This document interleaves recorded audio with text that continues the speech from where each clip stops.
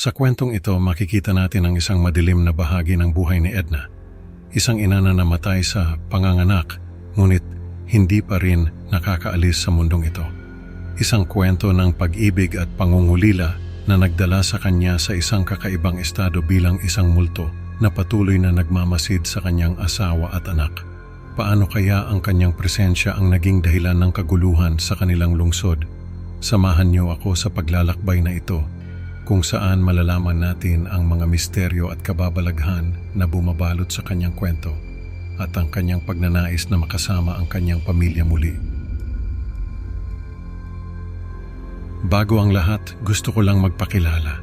Ako si Edna, asawa ni Ken at ina ng anak namin na si Thomas. Buntis ako noong mga panahon na yon. Kasal kami ni Ken at naninirahan sa isang lungsod. Hindi ko nasasabihin kung saan, pero alam kong kilala nyo na yon. Maraming kwento ang kumalat tungkol sa lugar na yon, at isa na ako sa mga dahilan kung bakit ito naging kilala.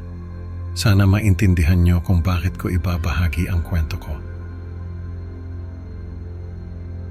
Nanganganak ako noon nung mamatay ako. Nagkaroon ng komplikasyon sa panganganak at hindi na ako nagising. Pero kahit na hindi na ako nagising, alam ko pa rin ang nangyayari sa paligid ko. Nakita ko kung paano ako binuhat ng mga nurse at pinatungan ng kumot. Nakita ko rin kung paano pinanganak si Thomas at kung paano siya inalagaan ng komadrona. Nakita ko rin si Ken kung gaano siya nagdadalamhati sa pagkawala ko.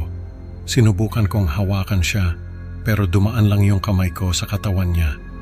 Sinubukan ko ulit pero ganoon pa rin ang nangyari. Doon ko lang na-realize na hindi na ako nabubuhay. Isa na akong multo. Sinundan ko si Ken habang buhat-buhat niya si Thomas. Umuwi kami sa bahay. Sinubukan ko ulit hawakan si Ken pero ganun pa rin ang nangyari. Hindi ko siya mahawakan pero alam kong nadama niya ang presensya ko kasi bigla siyang napalingon sa direksyon ko. Tumingin siya sa paligid at ngumiti. Sabi niya alam niyang kasama niya ako.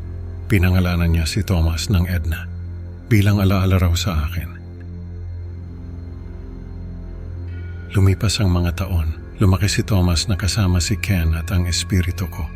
Kahit na hindi nila ako nakikita, alam kong nadarama nila ang presensya ko. Kahit si Thomas, alam niyang kasama niya ang nanay niya. Kahit na hindi niya ako nakikita. Nung mag-6 na taon si Thomas, nagkasakit siya. Hindi siya gumaling kahit na anong gawin ni Ken. Namatay siya. Iniwan niya si Ken na nag-iisa. Sinubukan kong hanapin ang espiritu ni Thomas pero hindi ko siya makita. Nung mamatay si Thomas, naging malungkutin si Ken. Halos hindi na siya lumalabas ng bahay. Kahit na pinupuntahan siya ng mga doktor at ng mga relihiyosong tao, hindi siya gumagaling. Sabi nila, dapat daw ay mag-move on na si Ken sa pagkawala namin ni Thomas. Pero alam kong hindi niya magagawa yon.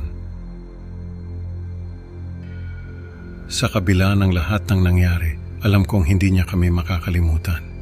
Ako naman sa anyo kong multo, mas naging makapangyarihan ako dahil sa kalungkutan. Naging sanhi ako ng kaguluhan sa lungsod na yon. Umalis ang mga kasambahay namin dahil sa pagmumulto ko. Kumalat ang chismis na may multo sa bahay namin, hindi nila alam na ako yon. Hanggang sa huli nagpakamatay si Ken. Napaisip ako kung hinayaan ko lang ba siya na gawin yon para makasama ko ulit siya. Ang lungsod na yon ay naging kilala dahil sa mga kababalaghan. Maraming pamilya ang lumipat doon at umalis din dahil sa mga gawaing multo. Naiwan ako sa lungsod na yon na nakakulong, nananabik sa pamilya ko.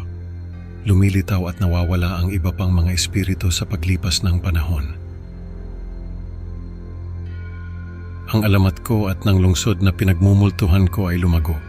Maraming kwento ang nagpasalin-salin na naging dahilan para manatili akong multo. Sa sobrang pananabik ko na makasama ang pamilya ko, nagdasal ako ng taimtim. Hindi ko alam kung anong nangyari pero sa hindi maipaliwanag na pangyayari, nabigyan ako ng pagkakataon na makasama ang mga espiritu ni Ken at Thomas. Nung makasama ko sila, dun lang ako nakahanap ng kapayapaan.